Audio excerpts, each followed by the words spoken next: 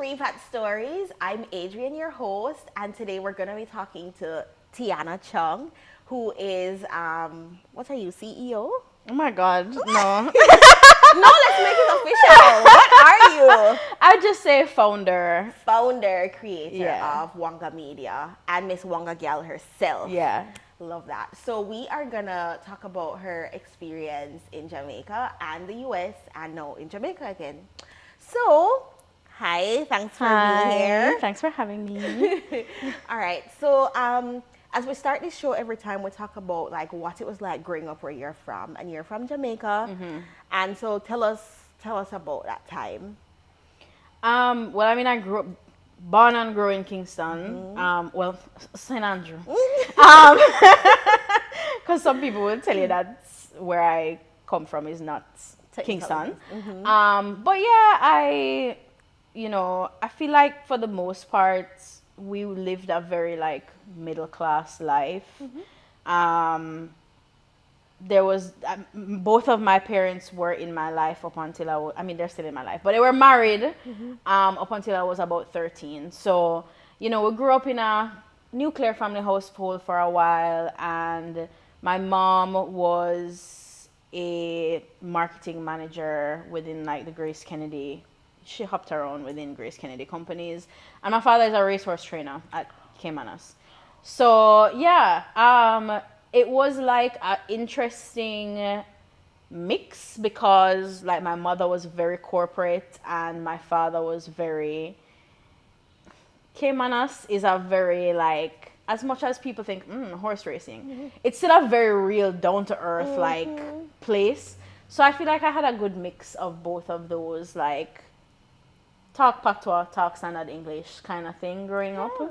I went to Stella Maris Prep, where I think I got a really good foundation in a lot of not only life lessons but like academics and stuff like that. My mother was also very strict Yeah. where academics were concerned. Yeah. Wait, was it just you, or did you have? So for 6 years of my life, I was an only child, right? And I feel like those 6 years, awesome. But then my sister came. I love my sister. My sister is like my favorite person on earth. So yeah, she came, and once my sister was born, I don't know. You'd have to ask my parents, but I guess they were more comfortable. We moved. I think around that time, my parents bought their own house, so we moved to a bigger house, and it was nice. As I said, very middle class life. But it was definitely a situation where I grew up dancing with a lot of uptown people. And I say this, I always say uptown is subjective as to who is using the verb, the adjective, right? But so to me, people might look at me and say, oh, but you're uptown. But in this space, I knew I was not the uppest of town that existed, right? So I grew up with a lot of these, Upper St. Andrew people, and I love a lot of them. They're still my friends to this day, but it was still very clear to me that There are levels to this, And so I think from an early age, I got a very, a combination of my parents as well as going to Stella Maris, dancing at a, place that appealed to more upper middle class Jamaicans. I think I got a very clear understanding of the hierarchies within Jamaican class systems and stuff from pretty early. And at the same time, I also had friends who were like, I'm an American citizen. I go abroad every summer because I need to keep my green card in check, kind of thing. And I knew I never had that. I knew I had a Jamaican passport, even though we travel every now and again to see family in Florida, of course, Florida. But, it was very clear to me that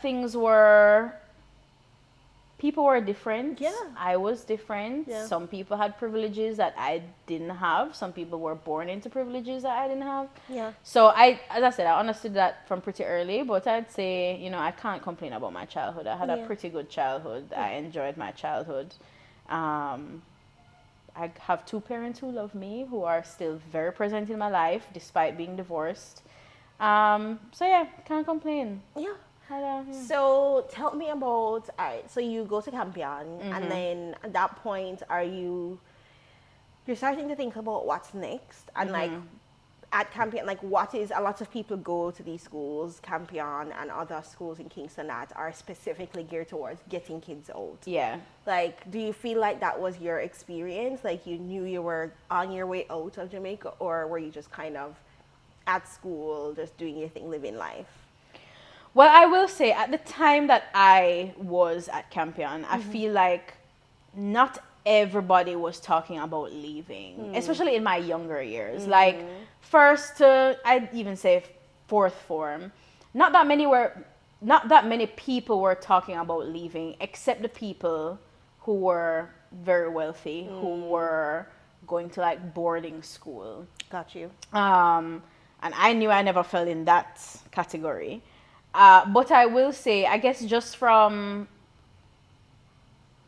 the media, American media, as Jamaicans, we consume a lot of it. Like, I knew about the college life. Yeah. And I knew about the opportunity to travel and like how big the US is. And so I think for me personally, I wouldn't necessarily say Campion was responsible for encouraging my leaving. I think it was just something that I always knew that I wanted. I knew that I wanted to see and experience more than just Jamaica.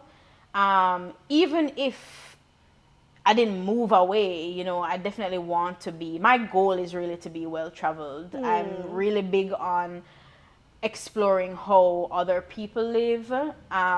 Jamaica, as much as we're so culturally significant, we're such a small blip on the map, So, and I think I knew that from early. And so it was just always a goal of mine. I was like, I don't care what happened. I'm going to college in America. Yeah.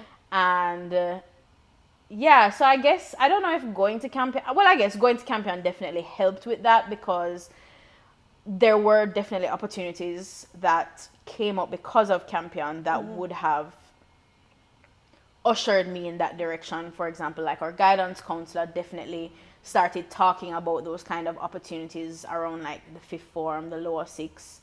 Wait, who was guidance counselor at the time? Was it Miss? It was Mr. Goff. Oh, Mr. Goff. Alexis Okay. Goff. I love him. Big up Mr. Goff, big up you. He hates when I call him this, but big up Uncle Lex. He was so tremendously helpful.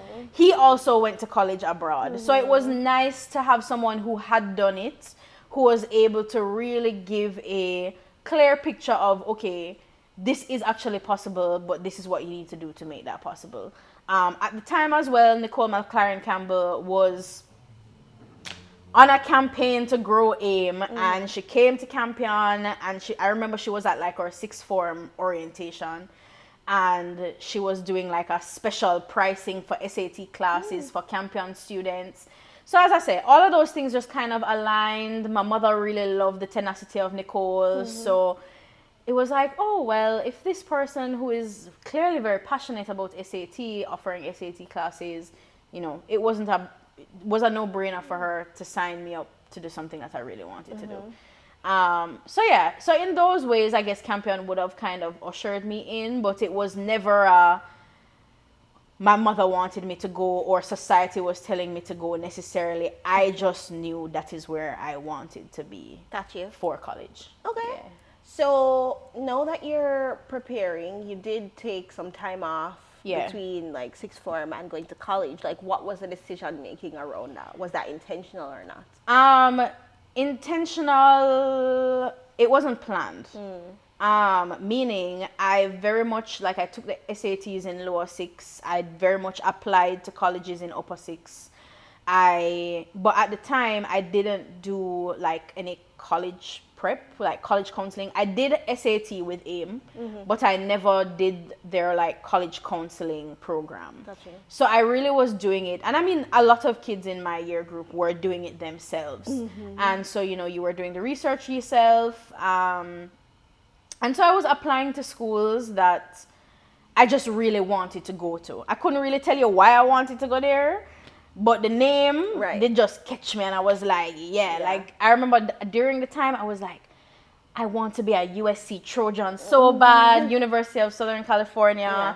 I had friends who had gone there, and I don't know, the lifestyle, I was just like glamorous in California, and so like that was at the top of my list. And I got it. So that year, most of the schools that I applied to, I did get into. Oh, nice. I didn't get any money to go though. Gotcha. And my mother, that's one thing. My mother was very clear. She's like, I cannot afford to send you to no school where I am paying upwards of $50,000 a year. It's not happening. real. On top of the plane fare, on top of the food, on top of buying winter coat, on top of she was like, There's no way. come back down to earth. So if you don't get, she was very, very clear about that. If you don't get scholarships, you can't go. So said, so done. I didn't get any scholarships, so I didn't go anywhere. But I was still very clear that I knew that this is what I wanted to do. Especially because I felt like in Jamaica, when you're applying to UWE, because I did apply to UWE and UTech, of course, as alternatives. And in those applications, you kind of had to apply to a specific program. And at the time, I really still didn't know what I wanted to do. Got you. So I was like, I don't want to pigeonhole myself into something that I'm not even sure that I want to do at this time, you know? So I didn't get to go. I kind of made up my mind. I wanted to take a gap year. Okay. I wanted to, and I told my mom and I told my dad. My dad was very on board. My mother was a little skeptical. But my mother was like, if you're going to take a gap year, you need a plan. You can't just take a year to sit down at home. Gallivant, right? You need a plan. And I was very clear. At the time, I was thinking about dentistry. I was thinking about being a physiotherapist. I was thinking about exploring a lot of things. And so my plan was to use the year to explore as well as to to do chemistry, because I never did chemistry. And that was a requirement for dental school. So it was like, if I do want to go to dental school, let me do chemistry. Boom, bang. Now, my mother didn't really understand this entire plan that I had concocted. Okay. And so she was just like, I feel like you're trying to waste time. Like, I feel like you don't realize that time is a ticking. And it definitely caused a lot of friction between her and I. She was very much a Jamaican mother, wanted me to be a doctor. And when I said I didn't want to be a doctor, she was fine with dentist, because that's doctor adjacent. I'd still be Dr. Tiana Chung at the end of the day. Right. And so honestly, I joke and I tell everybody I'm a dental school dropout, because I did go to UTech dental school for 4 days. Yes. I didn't know that. Yes. So I went. It's a running joke in my life. Sorry, 4 days. And I think a lot about what would have happened, how my life would be so drastically different if I had stayed. But yeah, I went to dental school for 4 days. On the 4th day, I said, this is not for me.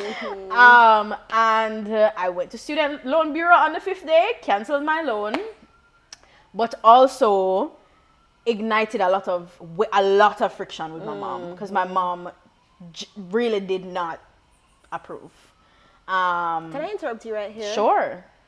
What would you say to someone who knows it's not for them and they have the chance before it's too late, before the loan money gets paid over, before they take that flight, before they cancel this thing, whatever it is? Like, what would you say to them for dealing with that with a parent who is like not gonna get it, but you know it's gonna crush your spirit? Do it. Just do it anyway, because I think, and to me, and I don't know if some people might think maybe I was being self-centered or selfish in the moment. I don't think so. It's your life. It's my life, right? Literally, if you hate it and you hate it every day, you're the one suffering. You're the one depressed. You're the exactly. one. But that's just my personal opinion. No, I want to know about you. No, I agree. Just do it, because I felt I really in those 4 days, I really took a look at what I really wanted to do and who I wanted to be, where I wanted to go, what the plan for my life was. And even though I didn't have a plan per se of I'm going to go to X school and study X, I just knew deep in my heart that I needed to experience life outside of Jamaica. And I could just see, you know, I knew all of the stories. The accreditation system in Jamaica where dentistry concerned is not 100%. So I know so many, personally, I know people who did the whole program here in Jamaica. Our doctors here in Jamaica go to foreign, can't practice, have to go back to school to be able to practice. And I just didn't think that was worth it to me for something that I wasn't convinced that this was my passion. I wasn't convinced that I was not convinced that I was supposed to be a dentist, if that made sense. Yeah, that makes sense. So weighing the pros and cons, I was like, I'm not convinced enough that I want to do this thing. And I know that I need to spend some time outside of Jamaica right now. That is my number one goal. This is not in alignment with my number one goal. My mother is going to react terribly. But at the end of the day, it's my life, right? Don't you forget. Literally. I joke and I tell people all the time, thank God for divorce, because my father took my side. So when my mom was not having it, I just went to his house. And my mother and I didn't speak for close to 6 months. Because she was just not having it. I mean, I know she loved me. Yeah. And there was, at no point did I question.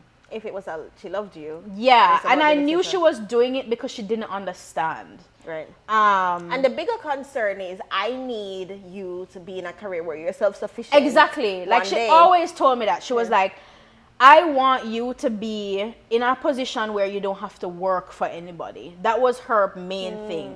And so for her, and I guess not even just her generation, a lot of people think that the only way you can do that is to be a doctor or a lawyer. Everything else, you have to work for somebody else or something, you know?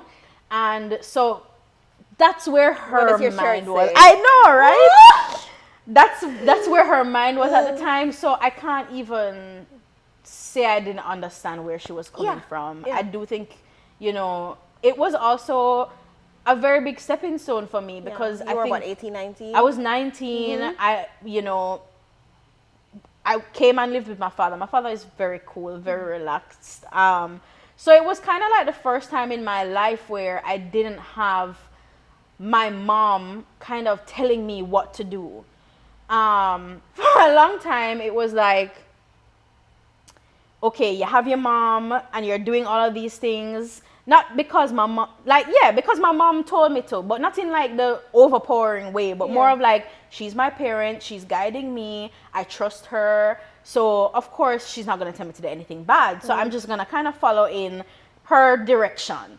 And so it was the first time where I was like, oh, I need to figure things out by myself.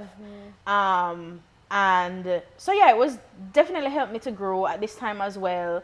My dad was very, very, very supportive with me wanting to go abroad. And so he literally took his last at the time to like help, to send me to Nicole, to get Nicole's mentorship and help. And he was like, big up daddy. Yeah, honestly, big up daddy. And he really just believed in it. Honestly, I don't even think he really understood what he was believing in. But he was like, TJ, have a plan. And I trust that TJ know what you're doing. He calls me TJ. So yeah, and so I ended up going to Nicole. Nicole, I was enrolled in her college counseling program. She was definitely responsible for helping me to be more intentional about the schools that I applied to.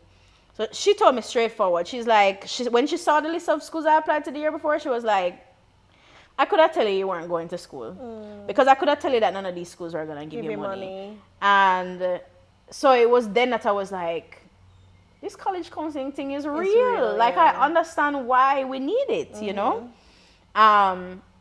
And so she helped me. She helped me to really build a list of schools that had my interests, academic and non-academic. I was able to tell her, you know, I really wanted to go to a school that would allow me to still dance, even if I wasn't pursuing a bachelor's in dance. You know, I wanted a school that would allow me to explore, because again, I still didn't know what career I wanted to pursue. I just knew I needed to be in foreign. So, you know, she allowed me, you know, she recommended, you know, maybe you should look at liberal arts schools, schools that are maybe close to big cities where you can kind of explore outside of school. And, you know, so yeah, she really helped me. I definitely got way more results that year in terms of money. By the end of it all, there were 3 separate schools that I had enough money to go to comfortably. So I had choices. And yeah, I ended up choosing Vassar, and best decision I think I could have ever made. Yeah. So tell us more about Vassar and what it was like when you went. You left in 2015, I think you Yes, went. 2015. Yeah, so tell us about that at that time. What was it like to prepare to go, stuff like that? Did you do most of your prep before in the year, or was it still like a rush down to the end, August? It wasn't a rush because I think I was so prepared. I was like, remember, I was on a gap year. So I really was, and I didn't have a corporate job. I was doing a lot of little, as I said, I was really about the exploring, you know. I was also doing a lot of little creative jobs. So I had time to kind of say, from I find out, so I go in March, I knew that I had until August to get myself together. And yeah, so all of the prep was very easy because I knew what I wanted. I knew this is what I was going to do. I got in, I told my mom. By this time, my mom and I were okay.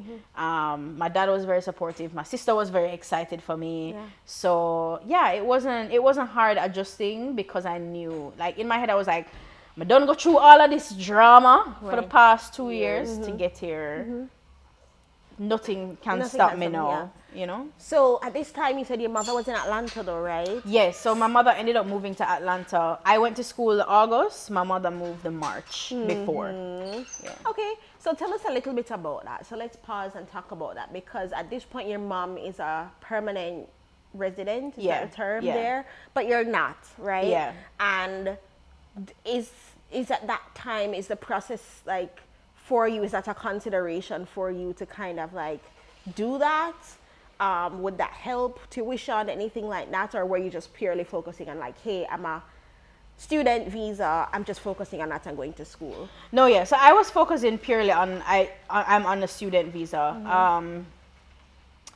I applied to Vassar as an international student, of course, because I didn't have anything at the time that would allow me to be anything else. And so I had kind of known, based on how the financial aid situation works at Vassar, it's very different for international students versus residents or citizens.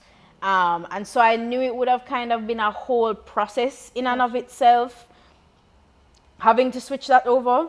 So even though, and it's one of those things where everything just kind of work out in the way, because my mom, I remember she told me towards like the end of my teenage years, she had a goal. She was like, I want my kids to be able to have options. Even though that's she'll tell you that's the reason why she was so adamant about moving. She wanted us to be able to, if we want to live in America, we can live in America. If we want to live in Europe, we can live in Europe. And she knew that Jamaican citizenship could not afford that on its own. And so that is where she got her motivation to move. But given my age at the time, I was now almost 21, because I turned 21 my freshman year of college. So in America, when you get your green card, your dependent would automatically get their green card as well once you apply during the same time. So my sister also has her green card because she was under the age of 18 at the time. So she was just my mom's dependent. Yeah. I, however, even out. though I'm still her dependent legally, I aged out of that automatic process. And so that is why we're here where we are now. I still don't have my green card, but it's still processing. So she still filed for me. It's sort me out, USCIS. Sort me out. But yeah, so at the time it kind of was like, obviously my mom would have wanted me to have gotten my green card at the same time as her and my sister. Right. But then when she kind of found out about the international student aid thing and switching from international student aid to resident aid would have been a whole thing. She was like, you know, make it just stay. We're not rush the process. Right. Whatever. So it kind of worked out that way. So I knew that I would have been an international student on a student visa for the entirety of my time at Vassar. Okay. Yeah. So you're at Vassar and you're doing a math degree. Why math? Let's talk about that. Let's talk about that.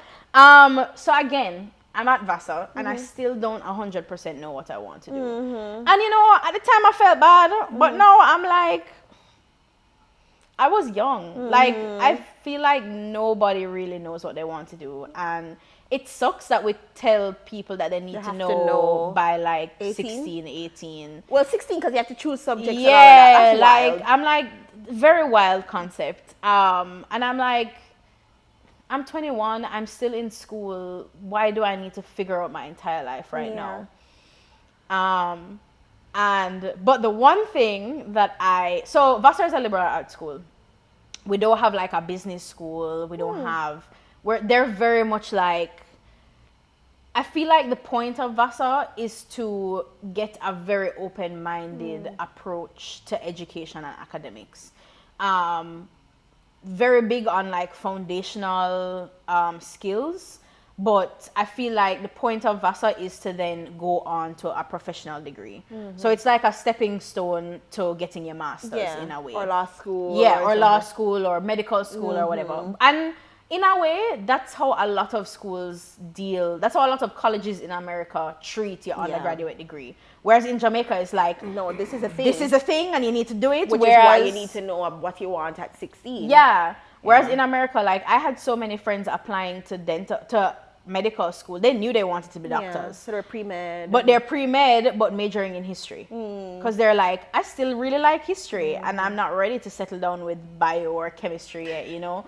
So I was in this space where everybody kind of was just like exploring. It was a very explorative environment and I really appreciate that. Honestly, my picnic them going to a liberal arts school because I really thought it was great.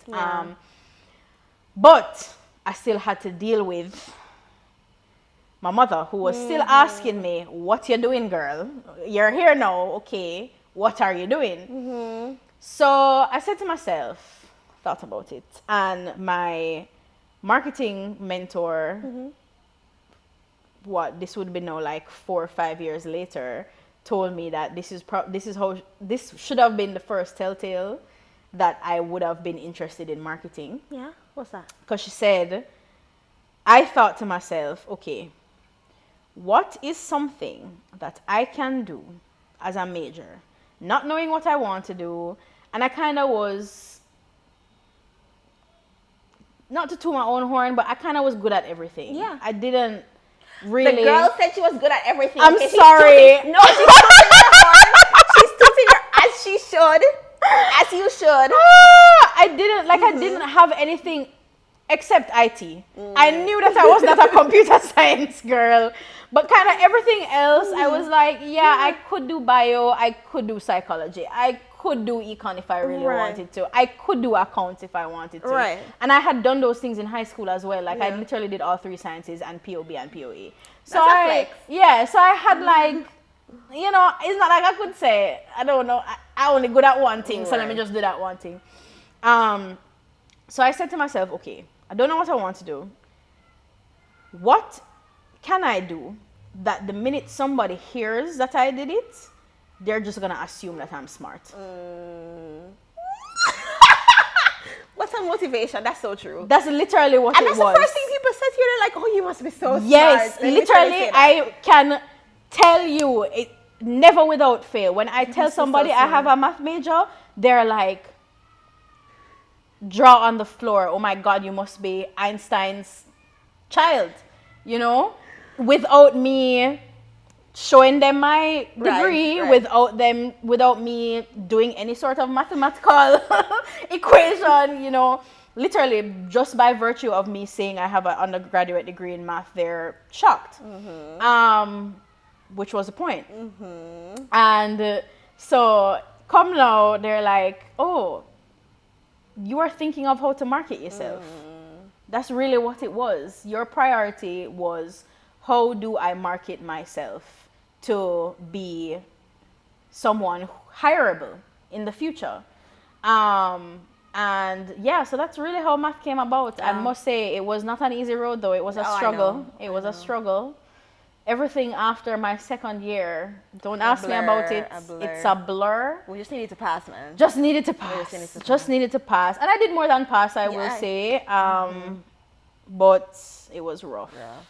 And you were doing other things. You were an RA. Well, they don't call it an RA. Yeah, so they call it student fellow at Vassar. But similar, RA. So I did that during my second year. I had a job on campus, because one thing about me, I like nice things. So, and one thing about my parents, them don't have the money to give me. So I had a job all 4 years. Every semester I was working. So I had a job. I was RA my second year. I was dancing all 4 years. I danced. Wait, pause. What's your favorite form? Like your favorite type of dance? Yeah. I feel like I'm a modern girl. Yeah. Like, I really do love a good, like, lyrical, contemporary, modern piece. But I also really like hip hop and stuff. What's your favorite to teach? To teach?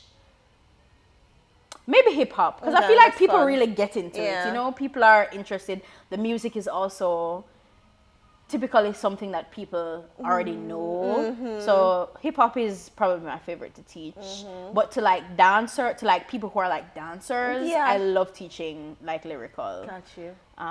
But yeah, so I was doing that. I was in 2 dance groups. I don't know why me so ambitious. Yeah.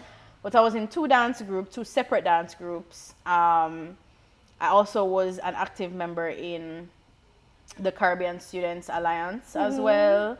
I was president my senior year, and I don't remember what I was, but I was on the board during my sophomore year as well. So I was doing things. I also had a radio show because Vassar has their own radio station that serves the Poughkeepsie area, which is where Vassar is. That's in New York. In New York, yeah. So I had my own radio show that was it was called Vibes and Soca. So it was like dancehall and soca. And yeah, I was doing a lot.